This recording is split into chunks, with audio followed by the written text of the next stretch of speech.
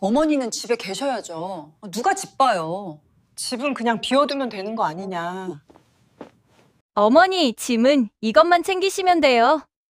며느리 정서연의 목소리는 친절했습니다. 하지만 그 친절함은 김영희를 향한 것이 아니었습니다. 서연은 거실 소파 위에 놓인 여행용 가방을 가리켰습니다. 아들 준혁의 옷가지와 손녀 지우의 인형들이 그득했습니다. 영희의 것은 없었습니다. 우리 언제 출발하는 거냐? 영희가 물었습니다. 목소리에 기대가 섞여 있었습니다. 서연은 냉장고 문을 열며 대답했습니다. 어머니는 집에 계셔야죠. 누가 집 봐요? 집은 그냥 비워두면 되는 거 아니냐? 에어컨도 꺼야 하고 화분도 있고요. 그리고 솔직히 어머니 모시고 가면 저희가 불편해요. 서연의 마지막 말은 낮게 중얼거린 것이었지만 영희의 귀에는 또렷하게 들렸습니다. 영희는 입을 다물었습니다. 며느리의 등 뒤에서 흘러나오는 냉장고 냉기가 발목까지 내려왔습니다. 엄마, 할머니 안 가? 손녀 지우가 방에서 뛰어나왔습니다. 분홍색 원피스를 입고 있었습니다. 영희가 지난주에 사준 것이었습니다. 할머니는 집 지키셔야 해. 할머니 모시고 가면 우리 놀 시간 없잖아. 서연이 지우의 머리를 쓰다듬었습니다. 지우는 금방 고개를 끄덕이며 방으로 들어갔습니다. 영희는 손녀의 뒷모습을 바라보다가 천천히 자리에서 일어났습니다. 그럼 너희끼리 다녀와라. 영희의 목소리는 평온했습니다. 서연은 고개를 돌리지 않았습니다. 냉장고에서 요구르트를 꺼내 지우에게 건넸습니다. 어머니, 반찬은 냉장고에 넉넉히 해뒀어요. 국은 데워 드시면 되고요. 어차피 혼자 계시는 게 익숙하시잖아요. 알았다. 영희는 방으로 들어갔습니다. 문을 닫았습니다. 벽 너머로 서연과 준혁이 나누는 대화가 들렸습니다. 여보, 엄마한테 너무한 거 아니야? 준혁의 목소리였습니다. 그러나 곧 이어진 말이 영희의 가슴을 찔렀습니다. 뭐가? 솔직히 시어머니 모시고 가면 우리 여행 망치잖아. 매번 피곤하다고 쉬자고 하고 음식도 가려 먹고 이번엔 우리끼리 편하게 다녀오자. 그래도 뭐, 당신도 불편한 거 알잖아. 작년 제주도 때 얼마나 힘들었어. 준혁은 더 이상 반박하지 않았습니다. 영희는 침대 모서리에 앉았습니다. 손이 떨렸습니다. 그러나 눈물은 나오지 않았습니다. 창밖으로 저녁 햇살이 기울고 있었습니다. 아파트 단지 앞놀이터에서 아이들의 웃음소리가 들렸습니다. 영희는 손목시계를 내려다보았습니다. 남편이 마지막 생일에 선물한 것이었습니다. 15년 전 남편은 이 시계를 채워주며 말했습니다. 당신 시간, 이제 당신 것이야. 영희는 시계줄을 만지작거렸습니다. 그리고 천천히 서랍을 열었습니다. 그 안에는 통장 몇 개와 도장, 그리고 낡은 수첩이 있었습니다. 수첩 표지에는 김영희라는 이름이 볼펜으로 또박또박 적혀 있었습니다. 영희는 수첩을 펼쳤습니다. 첫 페이지에는 은행 계좌번호와 비밀번호, 부동산 목록이 적혀 있었습니다. 두 번째 페이지에는 변호사 사무실 전화번호가 있었습니다. 세 번째 페이지에는 준혁과 서연이 모르는 또 다른 목록이 있었습니다. 남편 회사 주식, 재개발 예정 부지, 서연 명의로 된 대출 보증. 이제 시간을 쓸 때가 됐구나. 영희는 혼잣말을 중얼거렸습니다. 그리고 핸드폰을 꺼냈습니다. 화면을 켰습니다. 첫 번째 번호로 전화를 걸었습니다. 여보세요, 한강 법무법인입니까? 목소리는 침착했습니다. 떨림은 사라졌습니다.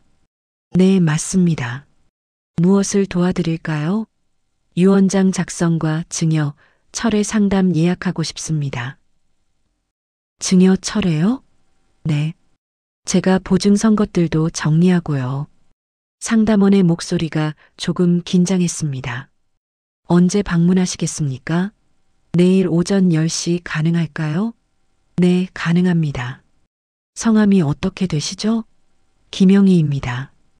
영희는 전화를 끊었습니다. 그리고 두 번째 번호로 전화를 걸었습니다. 은행이었습니다. 보증선 대출건 확인하고 싶은데요. 정서연 명의로 된 건 말입니다. 직원의 대답이 들렸습니다. 영희는 차분하게 듣고 있었습니다. 네, 확인됐습니다. 보증 철회는 언제 하시겠습니까? 내일 당장 진행하겠습니다. 영희는 전화를 끊고 세 번째 전화를 걸었습니다. 부동산이었습니다. 이 아파트 시세가 지금 얼마입니까? 15억 정도 됩니다, 고객님. 금매로 내놓으면요? 14억까지는 바로 나갈 겁니다. 좋습니다. 내일 계약서 준비해 주세요. 통장을 하나씩 꺼내 책상 위에 나란히 놓았습니다. 거실에서 웃음소리가 들렸습니다. 지우가 아빠 품에 안겨 까르르 웃고 있었습니다. 서연이 캐리어 지퍼를 잠그는 소리가 났습니다. 내일 아침 7시 출발이니까 일찍 자야 해. 드디어 시어머니 없이 편하게 놀 수 있겠다. 서연의 목소리였습니다. 영희는 귀를 기울이지 않았습니다. 그저 통장 위에 적힌 숫자들을 천천히 읽어 내려갔습니다. 계산기를 꺼내 하나씩 더했습니다. 최종 금액이 화면에 떴습니다. 28억. 영희는 숨을 깊게 들이마셨습니다. 그리고 수첩에 그 숫자를 적었습니다. 그 옆에 또 다른 숫자를 적었습니다. 서연이 영희 보증으로 받은 대출액 5억. 이 정도면 충분하지. 영희는 중얼거렸습니다. 그리고 서랍 깊숙한 곳에서 또 다른 서류를 꺼냈습니다. 남편이 남긴 회사 주식 증서였습니다. 현재 시세로 팔면 10억이 넘었습니다. 준혁은 이 주식의 존재조차 몰랐습니다. 영희는 서류를 오래 바라보았습니다. 그리고 조용히 말했습니다. 여보, 이제 나도 내 인생 살아야겠어. 그리고 애들한테 제대로 가르쳐야겠어. 다음 날 아침 영희는 6시에 일어났습니다. 거실은 텅 비어 있었습니다. 현관 신발장에 준혁과 서연, 지우의 신발이 사라진 것을 확인했습니다. 식탁 위에 쪽지 하나가 놓여 있었습니다. 어머니, 잘 다녀오겠습니다. 집 잘 지켜주세요. 영희는 쪽지를 구겨서 쓰레기통에 버렸습니다. 그리고 커피를 내렸습니다. 식탁에 앉아 조용히 마셨습니다. 아침 햇살이 거실 바닥에 길게 누웠습니다. 먼지가 빗속에서 느리게 떠다녔습니다. 영희는 커피잔을 내려놓고 옷을 갈아입었습니다. 옷장에서 가장 단정한 블라우스와 정장 바지를 꺼냈습니다. 남편 장례식 때 입었던 것이었습니다. 8시 영희는 집을 나섰습니다. 첫 번째 목적지는 은행이었습니다. 은행 문이 열리자마자 들어갔습니다. 어서 오십시오. 직원이 인사했습니다. 영희는 창구로 갔습니다. 대출 보증 철회하러 왔습니다. 본인 확인 부탁드립니다. 영희는 신분증을 내밀었습니다. 직원이 컴퓨터를 확인했습니다. 정서연 씨 명의 대출건이시네요. 5억입니다. 맞습니다. 보증 철회하겠습니다. 직원의 표정이 난처해졌습니다. 고객님, 보증 철회하시면 채무자가 즉시 상환해야 합니다. 불가능할 경우 대출이 회수되는데요. 알고 있습니다. 진행해 주세요. 가족분이신 것 같은데 한 번 더 생각해 보시는 게. 영희는 직원을 똑바로 쳐다보았습니다. 제 권리를 행사하는 겁니다. 진행해 주세요. 직원은 더 이상 말하지 않았습니다. 서류를 준비했습니다. 영희는 또박또박 서명했습니다. 철회 통보는 언제 갑니까? 오늘 오후에 발송됩니다. 감사합니다. 영희는 은행을 나섰습니다. 그리고 두 번째 목적지인 법무법인으로 향했습니다. 강남역 근처의 법무법인은 깨끗하고 현대적이었습니다. 영희는 엘리베이터를 타고 12층으로 올라갔습니다. 김영희님 맞으시죠? 변호사 최민수가 나와서 반겼습니다. 50대 초반의 날카로운 인상을 가진 남자였습니다. 네, 맞습니다. 이쪽으로 들어오시죠. 상담실은 넓고 조용했습니다. 최민수는 의자를 권했습니다. 어제 전화로 말씀하신 유언장 작성과 증여 철회 건이시죠? 네. 그리고 한 가지 더 있습니다. 영희는 가방에서 서류 뭉치를 꺼냈습니다. 최민수는 서류를 받아 천천히 읽기 시작했습니다. 읽어 내려가던 그의 눈이 점점 커졌습니다. 이 정도 규모시면 상당하시네요. 남편이 잘 벌었습니다. 그리고 저도 알뜰하게 모았고요.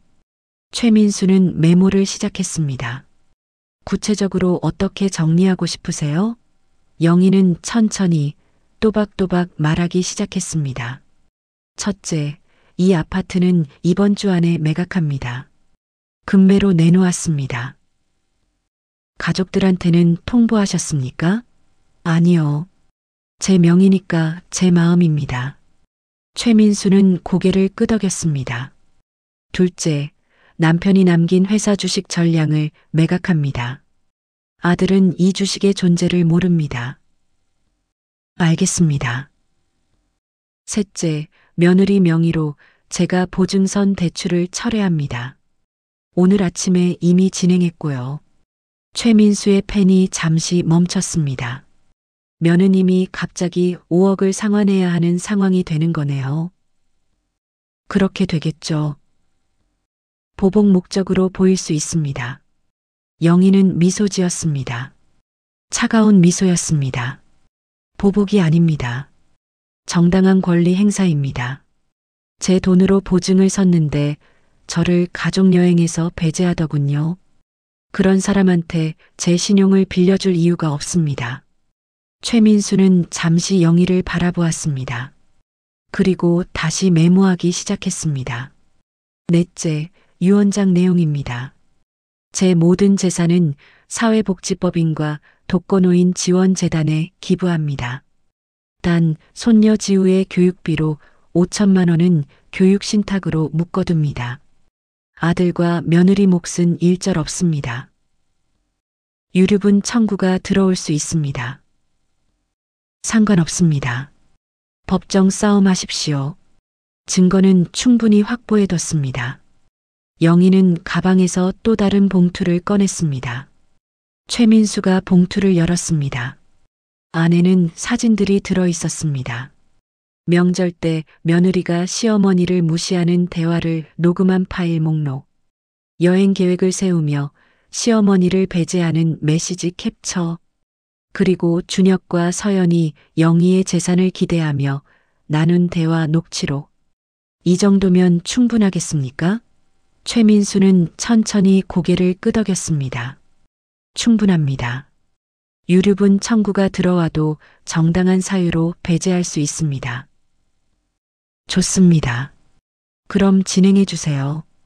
2시간에 걸친 상담이 끝났습니다. 영희는 법무법인을 나서며 핸드폰을 확인했습니다. 서연에게서 전화가 10통 왔습니다. 문자도 여러 개 와 있었습니다.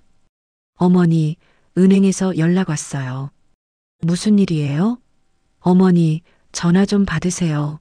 어머니, 농담이시죠? 제발 전화 주세요. 영희는 문자를 읽고 핸드폰을 가방에 넣었습니다. 그리고 근처 백화점으로 걸어갔습니다. 백화점 여성복 매장에서 영희는 새 옷을 여러 벌 샀습니다. 고급스러운 블라우스, 편한 바지, 예쁜 원피스. 계산을 하는데 카드가 승인되지 않았습니다. 죄송합니다, 고객님. 다른 카드 있으세요? 영희는 다른 카드를 꺼냈습니다. 이번에는 승인됐습니다. 영희는 알았습니다. 서연이 가족 공동 계좌 카드를 막은 것이었습니다. 괜찮습니다. 이 카드로 해주세요. 영희의 개인 카드였습니다. 한도가 1,000만 원이었습니다. 쇼핑을 마치고 영희는 백화점 식당가로 갔습니다. 제일 비싼 일식당을 골랐습니다. 혼자 특선 코스를 주문했습니다. 15만 원짜리였습니다. 음식이 나왔습니다. 하나하나 정성스럽게 준비된 요리들이었습니다. 영희는 천천히 음미하며 먹었습니다. 옆 테이블의 젊은 부부가 영희를 힐끗 쳐다보았습니다. 혼자 비싼 코스를 먹는 노인을 이상하게 여기는 눈빛이었습니다. 영희는 신경 쓰지 않았습니다. 식사를 마치고 영희는 백화점 귀금속 매장으로 갔습니다. 진열대의 목걸이를 보았습니다. 어서 오세요. 찾으시는 게 있으세요? 직원이 다가왔습니다. 저 목걸이 보여주세요. 이거요? 400만 원입니다. 살게요. 직원은 잠시 당황했습니다. 시험 삼아 착용해 보지도 않고 바로 구매 의사를 밝힌 것이 의외였습니다. 지금 바로 결제하시겠어요? 네. 영희는 카드를 건넸습니다. 결제가 완료됐습니다. 직원이 정중하게 포장해 주었습니다. 감사합니다, 고객님. 영희는 가방에 목걸이를 넣고 백화점을 나섰습니다. 핸드폰이 또 울렸습니다. 이번에는 준혁이었습니다. 영희는 전화를 받았습니다. 엄마, 준혁의 목소리가 다급했습니다. 왜 그러냐? 엄마, 지금 무슨 짓 하시는 거예요? 서연이 대출 보증. 왜 철회하신 거예요? 내 마음이야. 엄마, 농담 아니에요. 서연이가 지금 당장 5억을 갚아야 한대요. 그럼 갚으면 되지. 어떻게 갚아요? 그 돈이 어디 있어요? 영희는 잠시 침묵했습니다. 그리고 차분하게 말했습니다. 준혁아, 나를 가족여행에서 뺀 건 너희였어. 나는 짐이고 불편한 존재라고 했지. 그런 사람한테 내가 왜 신용을 빌려줘야 하니? 엄마, 그건 뭐? 미안하다고 할 거냐? 이제 와서? 준혁은 말문이 막혔습니다. 영희는 말을 이었습니다. 너희가 편하게 여행 즐기는 동안 나는 내 인생을 정리했다. 이제 너희한테 기댈 것도 없고 너희를 도와줄 이유도 없어. 엄마, 제발. 영희는 전화를 끊었습니다. 그리고 핸드폰을 꺼뜨렸습니다. 집으로 돌아가는 길 영희는 부동산에 들렀습니다. 아까 전화하신 분이시죠? 네. 계약서 준비했습니다. 14억의 매수자가 나타났어요. 다음 주에 계약하시면 됩니다. 좋습니다. 영희는 서류에 서명했습니다. 부동산 중개인이 조심스럽게 물었습니다. 가족분들은 아세요? 곧 알게 될 겁니다. 영희는 부동산을 나섰습니다. 그리고 집으로 돌아왔습니다. 현관문을 여는 순간 영희는 이 집에서의 마지막 날들을 세기 시작했습니다. 사흘이 지났습니다. 그 사이 준혁과 서연은 여행을 급하게 끝내고 돌아왔습니다. 현관문이 벌컥 열렸습니다. 엄마, 준혁이 소리치며 들어왔습니다. 서연이 그 뒤를 따랐습니다. 얼굴이 새하얗게 질려 있었습니다. 어머니, 대체 무슨 짓을 하신 거예요? 영희는 거실 소파에 앉아 차를 마시고 있었습니다. 천천히 잔을 내려놓았습니다. 무슨 일이냐? 무슨 일이냐고요? 어머니가 보증 철회하셔서 저 당장 5억 갚아야 해요. 어떻게 하라고요? 내가 알아서 해야지. 서연이 무릎을 꿇었습니다. 어머니, 제발 다시 보증 서주세요. 제가 잘못했어요. 죄송해요. 영희는 서연을 내려다보았습니다. 차가운 시선이었습니다. 이제 와서 미안하다고? 진심이에요. 제가 정말 잘못 생각했어요. 다시는 그러지 않을게요. 그 말 믿을 수가 없구나. 영희는 핸드폰을 꺼냈습니다. 그리고 녹음 파일을 재생했습니다. 스피커에서 서연의 목소리가 흘러나왔습니다. 시어머니 모시고 가면 우리 여행 망쳐. 매번 피곤하다고 쉬자고 하고 음식도 가려 먹고 이번엔 우리끼리 편하게 다녀오자. 서연의 얼굴이 하얗게 변했습니다. 어머니, 그것뿐이 아니야. 영희는 다른 파일을 재생했습니다. 이번에는 준혁과 서연의 대화였습니다. 당신 어머니 재산이 얼마나 되는 것 같아? 글쎄, 아파트만 해도 15억은 되잖아. 예금도 좀 있을 거고. 우리한테 다 오는 거 맞지? 당연하지. 다른 형제도 없는데. 그럼 이 대출도 나중에 어머니 재산으로 갚으면 되겠네. 녹음이 끝났습니다. 거실이 조용해졌습니다. 준혁은 고개를 숙였습니다. 서연은 눈물을 흘렸습니다. 어머니, 저희가 정말 잘못했어요. 영희는 자리에서 일어났습니다. 너희는 나를 ATM으로 생각했어. 필요할 때 돈 뽑는 기계. 그 이상도 이하도 아니었지. 그게 아니에요. 그럼 뭐냐? 나를 가족여행에서 빼놓고 내 뒤에서 내 재산 계산하는 게 가족이 할 짓이냐? 준혁이 벌떡 일어났습니다. 엄마, 우리도 먹고 살아야죠. 요즘 세상이 어떤데요? 집값은 오르고 애는 키워야 하고. 그래서 내 엄마를 이용하는 게 정당화되냐? 이용이 아니라. 엄마, 우리 가족이잖아요. 영희는 쓴웃음을 지었습니다. 가족. 너희 입에서 그 단어가 나오는구나. 영희는 방으로 들어가 서류 봉투를 가져왔습니다. 그리고 식탁 위에 던졌습니다. 뭐예요, 이게? 준혁이 봉투를 열었습니다. 안에는 부동산 매매 계약서가 들어 있었습니다. 아파트 팔았다. 다음 주에 잔금 받는다. 뭐라고요? 서연이 비명을 질렀습니다. 어머니, 미쳤어요? 우리 동의도 없이 어떻게 집을 팔아요? 내 명의야. 내 마음대로 하는 거지. 우리는 어떡하라고요? 우리가 여기서 사는데. 너희가 알아서 해. 나는 다음 주에 나간다. 준혁이 계약서를 집어 던졌습니다. 엄마, 이건 무효예요. 당장 취소하세요. 무효? 법적으로 아무 문제 없어. 변호사한테 확인받았다. 서연이 주저앉았습니다. 어머니, 우리 어디서 살아요? 전세금도 없는데. 그건 내 문제야.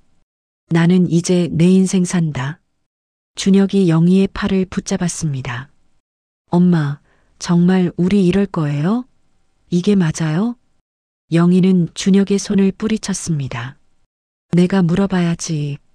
너희가 나한테 한 게 맞냐? 우리가 잘못한 건 인정해요. 그런데 이건 너무한 거 아니에요?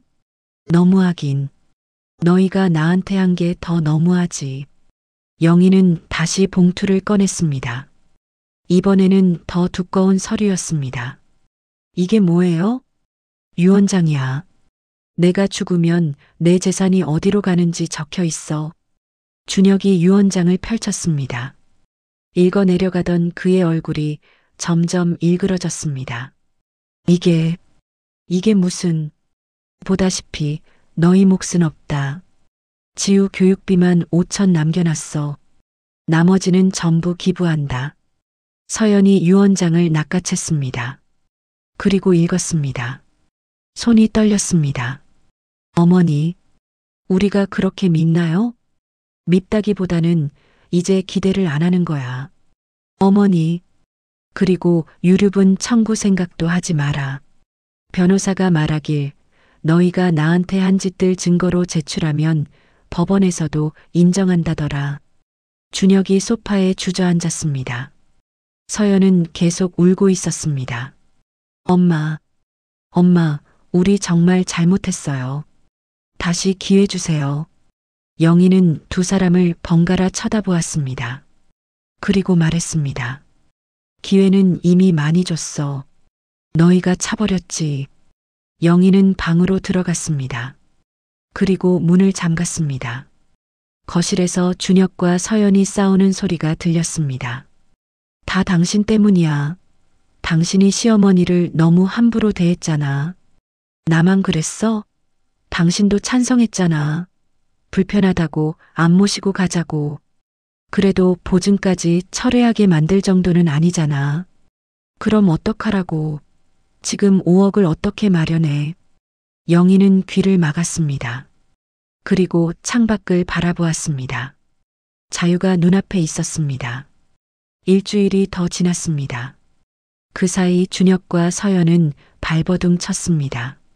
친척들한테 돈을 빌리려 했지만 5억은 너무 큰 금액이었습니다.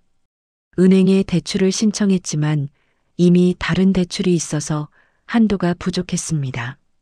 서연은 매일 밤 울었습니다. 준혁은 회사 일도 제대로 하지 못했습니다. 영희는 그들을 지켜보았습니다. 동정심은 들지 않았습니다. 잔금일이 다가왔습니다. 부동산 중개인이 연락했습니다. 내일 계약 맞으시죠? 네, 맞습니다. 혹시 가족분들께는 말씀하셨어요? 걱정 마세요. 제가 알아서 합니다. 다음 날 영희는 일찍 일어났습니다. 부동산 사무실로 가기 위해 옷을 차려입었습니다. 거실로 나오니 준혁과 서연이 이미 깨어 있었습니다. 엄마, 오늘 잔금일이죠? 그래. 제발 계약 취소해 주세요. 영희는 고개를 저었습니다. 안 돼. 엄마. 준혁이 소리쳤습니다. 영희는 그를 쳐다보지도 않고 현관문을 열었습니다. 나 돌아올 때까지 짐 싸라. 다음 주까지 나가야 한다. 문이 닫혔습니다. 준혁은 벽을 쳤습니다. 서연은 바닥에 주저앉아 울었습니다. 부동산 사무실에서 계약이 진행됐습니다. 매수자는 젊은 부부였습니다. 아이가 둘 있다고 했습니다. 좋은 집이에요. 잘 살겠습니다. 매수자가 인사했습니다. 영희는 고개를 끄덕였습니다. 행복하게 사세요. 잔금이 통장으로 입금됐습니다. 14억.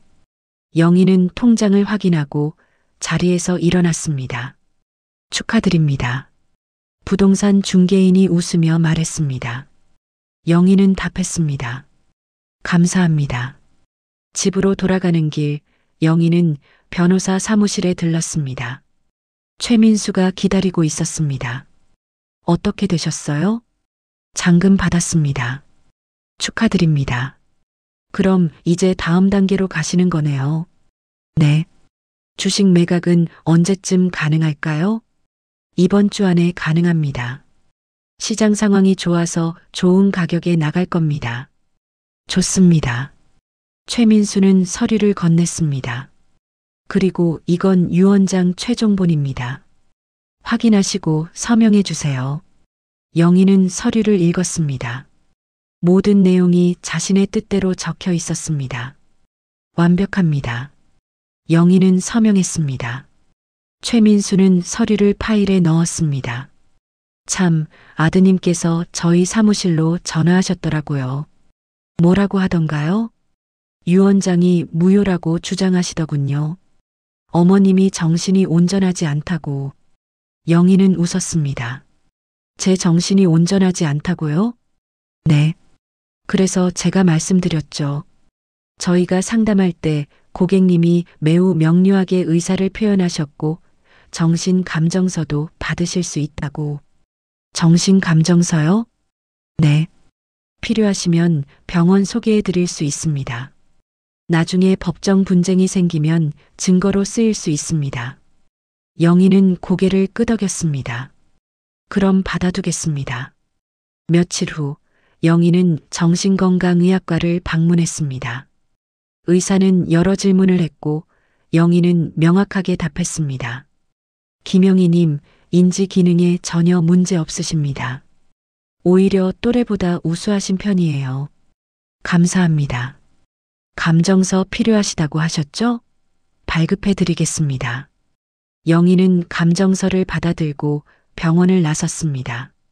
이제 모든 준비가 끝났습니다. 집으로 돌아왔을 때 준혁과 서연은 짐을 싸고 있었습니다. 표정이 어두웠습니다. 엄마, 준혁이 영희를 불렀습니다. 우리 어디로 가야 할지 모르겠어요. 영희는 가방에서 봉투를 꺼냈습니다. 이거 뭐예요? 전세금이야. 5천만 원. 작은 빌라는 구할 수 있을 거다. 준혁은 봉투를 받았습니다.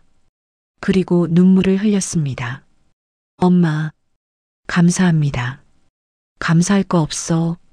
이게 마지막이야. 네. 이제부터 너희가 알아서 살아라. 나한테 기대지 말고. 서연이 다가왔습니다. 어머니, 그래도 가끔 연락은 하고 지내요. 네. 영희는 잠시 생각했습니다. 그리고 답했습니다. 너희가 진심으로 반성하면 그때 생각해보마. 진심이에요, 어머니. 저희 정말 잘못했어요. 말로만 하지 말고 행동으로 보여라. 영희는 방으로 들어갔습니다. 그리고 자신의 짐을 챙기기 시작했습니다. 많지 않았습니다. 옷 몇 벌, 사진 몇 장, 남편의 유품 몇 가지. 이틀 후 영희는 새 집으로 이사했습니다. 강남의 작은 오피스텔이었습니다. 하지만 결코 초라하지 않았습니다. 깨끗하고 전망이 좋고 무엇보다 영희만의 공간이었습니다. 짐을 풀고 영희는 창가에 앉았습니다. 서울 시내가 한눈에 보였습니다. 햇빛이 따뜻했습니다. 핸드폰이 울렸습니다. 최민수 변호사였습니다. 고객님, 주식 매각 완료됐습니다. 12억에 팔렸습니다. 영희는 미소 지었습니다. 수고하셨습니다. 그럼 예정대로 기부 절차 진행하시는 거죠? 네. 부탁합니다. 전화를 끊고 영희는 통장을 확인했습니다. 총 자산이 27억을 넘었습니다. 영희는 노트를 꺼냈습니다. 그리고 기부 계획을 적기 시작했습니다. 독거노인 지원 재단 마이너스 10억, 아동교육재단 마이너스 5억, 여성쉼터 마이너스 3억, 지우교육신탁 마이너스 5천만 원, 본인 생활비 마이너스 3억, 나머지 마이너스 사회복지법인. 계산이 끝났습니다. 영희는 만족스러운 표정으로 노트를 덮었습니다. 이제 진짜 시작이야. 한 달이 지났습니다. 영희는 새로운 삶에 적응하고 있었습니다. 복지관에서 요가를 배우고 독서 모임에 참여하고 새로운 친구들을 만났습니다. 어느 날 영희에게 초대장이 왔습니다. 독거노인 지원재단에서 보낸 것이었습니다. 기부자 감사 행사였습니다. 영희는 새로 산 옷을 입고 행사장으로 갔습니다. 호텔 연회장이었습니다. 화려했습니다. 김영희님 환영합니다. 재단 이사장이 직접 나와 인사했습니다. 저희 재단에 큰 도움을 주셔서 감사합니다.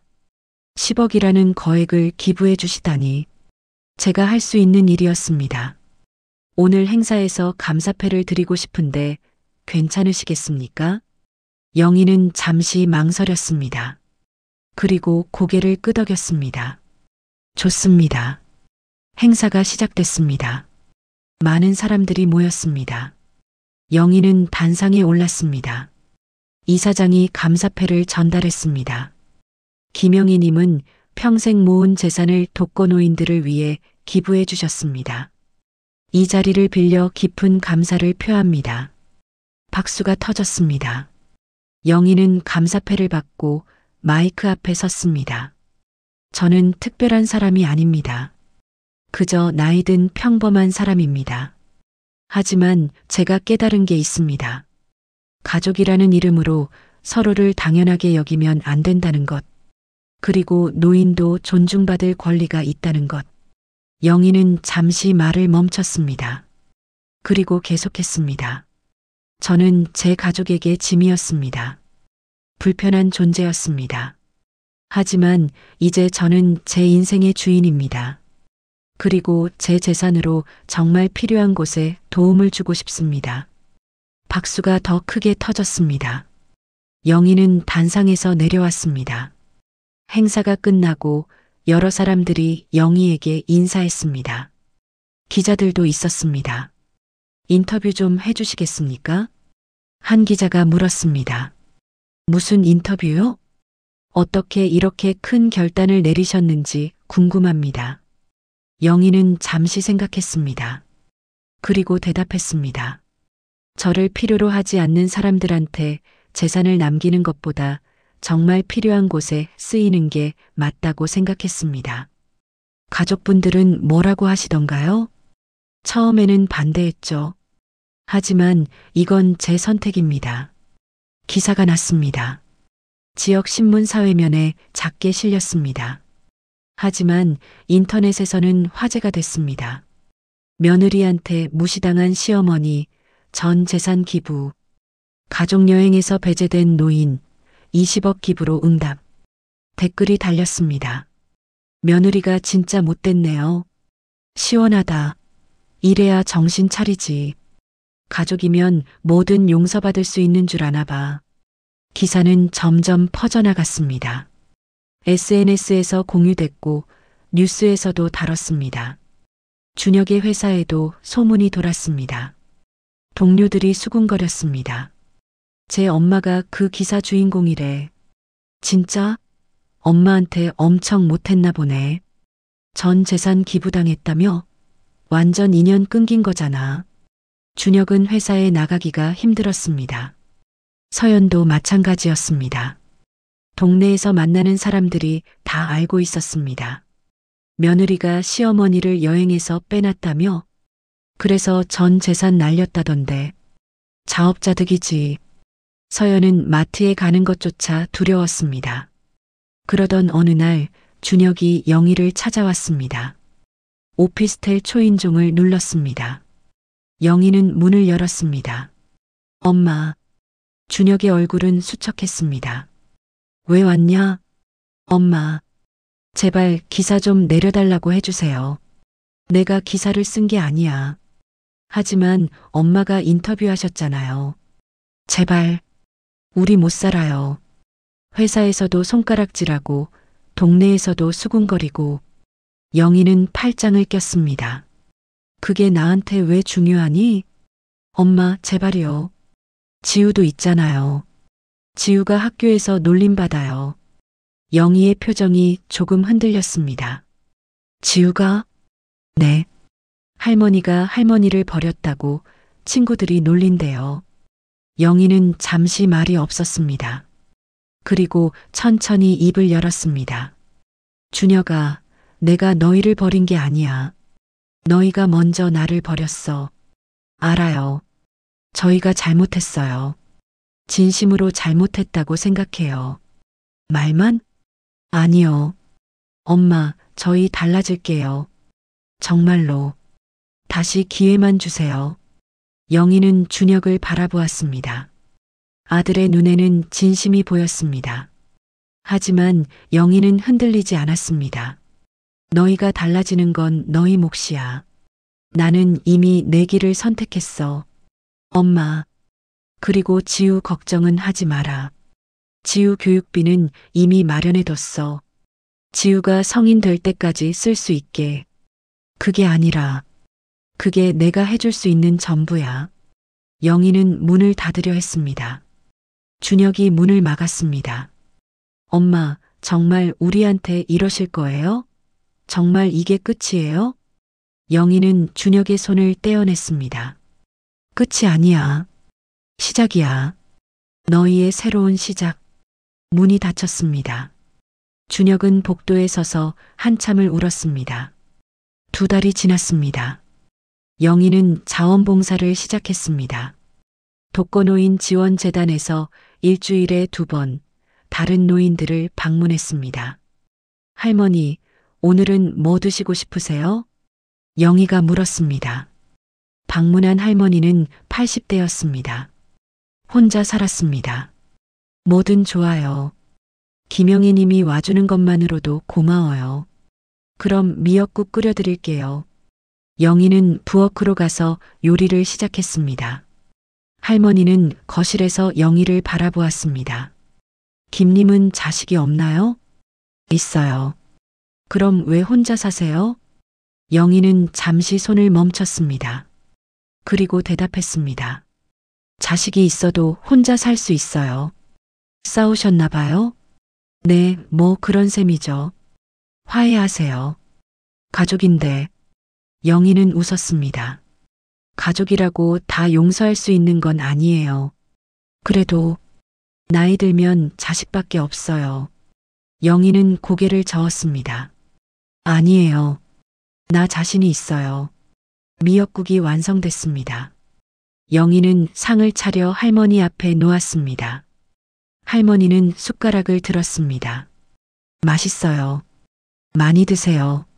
할머니는 밥을 먹으며 물었습니다. 김님은 행복해요?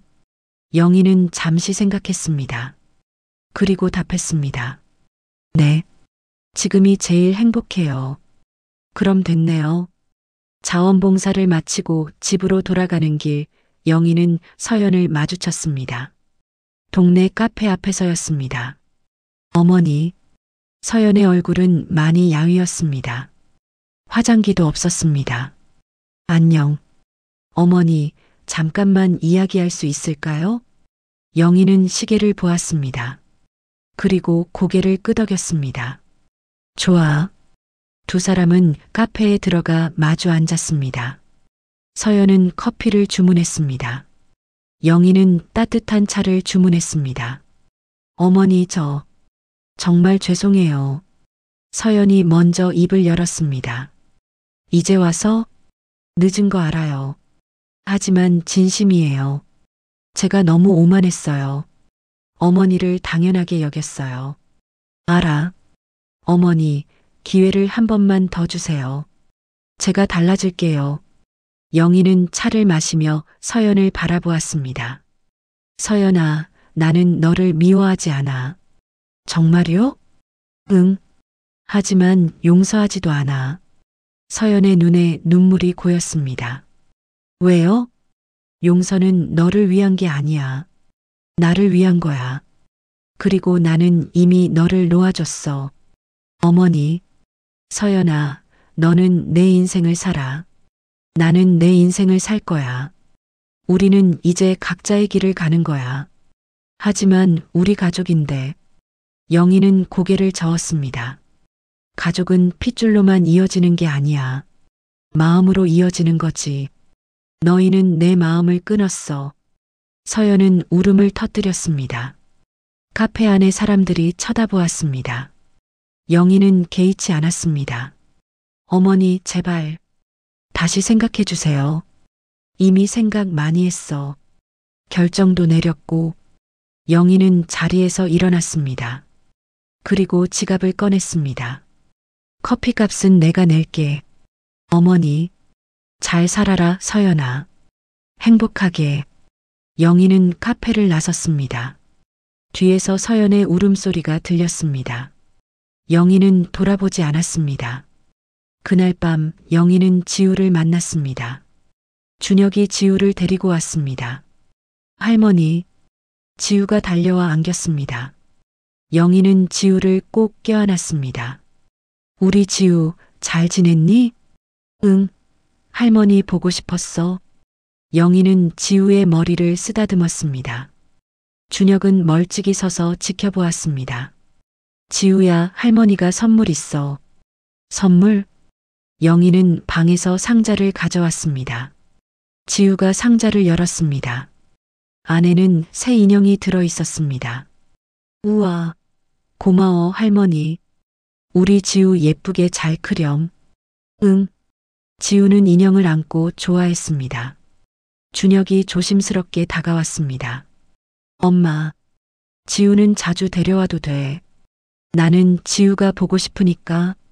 감사합니다. 하지만 너희는 이제 오지 마라. 준혁은 고개를 숙였습니다. 알겠습니다. 잘 살아라, 준혁아. 엄마도요. 준혁은 지우를 데리고 나갔습니다. 문이 닫혔습니다. 영희는 창가에 앉아 밤하늘을 바라보았습니다. 별이 많았습니다. 영희는 별을 하나하나 세었습니다. 이제 정말 자유야. 반년이 지났습니다. 영희의 삶은 완전히 달라졌습니다. 자원봉사를 계속했고, 독서 모임에서 활동했고, 여행도 다녔습니다. 어느 날 영희는 제주도로 여행을 갔습니다. 복지관 사람들과 함께였습니다. 김 선생님, 받아보세요. 정말 예쁘죠? 같이 간 할머니가 소리쳤습니다. 영희는 웃으며 고개를 끄덕였습니다. 정말 예쁘네요. 파도가 밀려왔습니다. 영희는 신발을 벗고 모래사장을 걸었습니다. 발바닥에 모래가 닿는 느낌이 좋았습니다. 김 선생님, 사진 찍어드릴까요? 네, 부탁해요. 영희는 바다를 배경으로 섰습니다. 카메라를 향해 환하게 웃었습니다. 사진 속 영희는 자유로워 보였습니다. 여행을 마치고 서울로 돌아왔을 때 최민수 변호사에게서 연락이 왔습니다. 고객님, 재단에서 감사 행사를 또 하고 싶다고 하는데요. 이번에는 더 큰 행사래요. 왜요? 고객님의 기부가 많은 사람들한테 영감을 줬다고 합니다. 다른 기부자들도 늘어났대요. 영희는 잠시 생각했습니다. 제가 꼭 참석해야 하나요?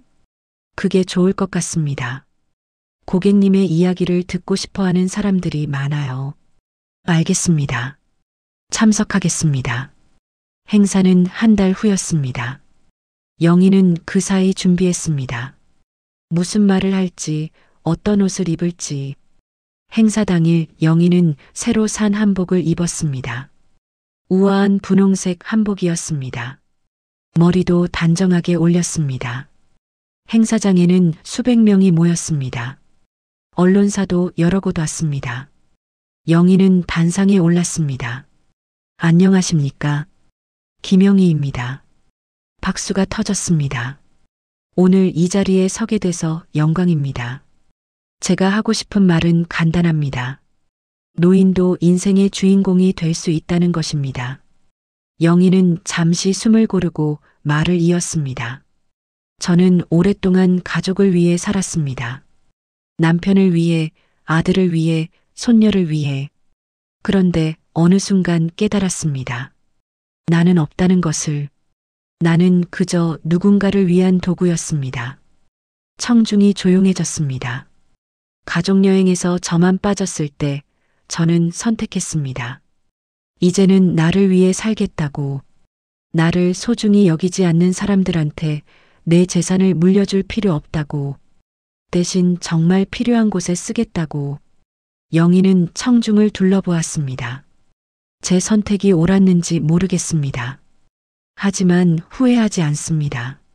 저는 이제 자유롭습니다. 그리고 행복합니다.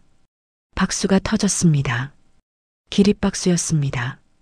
영희는 고개를 숙여 인사했습니다. 행사가 끝나고 많은 사람들이 영희에게 다가왔습니다. 저도 용기를 얻었어요. 제 이야기 같아요. 정말 존경합니다. 영희는 한 사람 한 사람과 악수했습니다. 그들의 손은 따뜻했습니다. 행사장을 나오는데 준혁이 서 있었습니다. 멀리서 지켜보고 있었습니다. 엄마. 준혁이 다가왔습니다. 왔구나. 네. 엄마 연설. 들었어요. 그래. 엄마, 저 정말 자랑스러워요. 영희는 놀랐습니다. 준혁의 눈에는 진심이 담겨 있었습니다. 엄마가 하신 일 정말 멋있어요. 저희한테는 냉정하셨지만 그게 맞았어요. 저희가 배울 기회였어요. 배웠니? 네. 많이 배웠어요. 가족을 당연하게 여기면 안 된다는 것. 노인을 존중해야 한다는 것. 그리고 엄마도 엄마 인생이 있다는 것. 영희는 준혁의 어깨를 두드렸습니다. 그걸 알았으면 됐다. 엄마, 저희 다시 시작할 수 있을까요? 영희는 잠시 생각했습니다. 그리고 답했습니다. 천천히 가자. 급하게 할 필요 없어. 네, 엄마. 그리고 준혁아, 나는 이미 내 길을 정했어. 너희랑 다시 살 생각은 없어. 알아요. 하지만 가끔 만날 수는 있죠? 그건 생각해 볼게. 준혁은 고개를 끄덕였습니다. 그리고 인사하고 돌아섰습니다. 영희는 준혁의 뒷모습을 바라보았습니다. 섭섭함보다는 후련함이 더 컸습니다. 집으로 돌아가는 택시 안에서 영희는 창밖을 바라보았습니다. 서울의 밤 풍경이 흘러갔습니다. 핸드폰이 울렸습니다. 복지관 친구였습니다. 김 선생님, 연설 정말 멋있었어요. 고마워요. 다음 주 등산 가실 거죠? 당연하죠. 그럼 그때 봬요. 전화를 끊고 영희는 미소 지었습니다. 이게 내 인생이야. 1년이 지났습니다. 영희는 여전히 자원봉사를 하고 여행을 다니고 친구들을 만나며 살았습니다. 어느 가을날 영희는 단풍 구경을 갔습니다. 혼자였습니다. 가끔은 혼자 있는 시간이 필요했습니다. 산속 벤치에 앉아 단풍을 바라보았습니다. 빨강, 노랑, 주황. 모든 색이 아름다웠습니다. 핸드폰이 울렸습니다. 지우였습니다. 할머니. 그래, 지우야. 할머니, 다음 주 토요일에 우리 집에 오실 수 있어요? 왜? 제 생일이에요. 할머니 오셨으면 좋겠어요. 영희는 잠시 망설였습니다. 준혁과 서연을 마주하게 될 것이었습니다. 할머니, 안 오실 거예요? 지우의 목소리가 슬펐습니다. 영희는 마음을 정했습니다. 갈게, 지우야. 진짜요? 약속이에요. 약속? 전화를 끊고 영희는 한숨을 쉬었습니다. 하지만 나쁜 기분은 아니었습니다. 토요일이 왔습니다. 영희는 지우를 위해 선물을 샀습니다.